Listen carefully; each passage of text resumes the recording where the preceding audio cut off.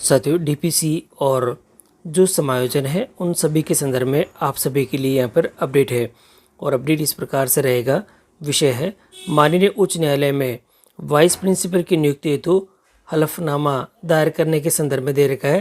राजस्थान सरकार के माध्यमिक शिक्षा विधि प्रकोष्ठ के विभाग के द्वारा हुआ है और लिखा हुआ है।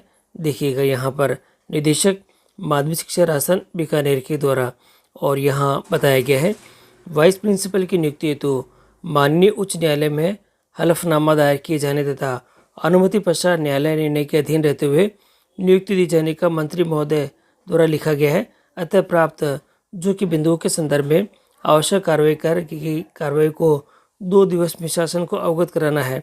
और जो पत्र दे रखा है और जो बिंदु है वे इस प्रकार से रहने वाले हैं। देखिएगा यहाँ टिप्पणी क्रमिक दे रखी है। कार्यालय मंत्री शिक्षा विद्यालय संस्कृत और पंचायती राज विभाग के द्वारा है। विषय के बिंदु इस प्रकार रहेंगे। बिंदुवार सूचना उपलब्ध करवाने के और कार्रवाई करने के संदर्भ में दे रखा है।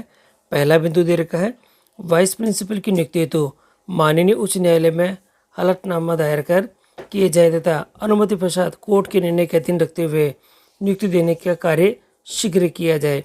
तो साथियों यहाँ पर कोर्ट के निर्णय देखिए महत्वपूर्ण रहेगा।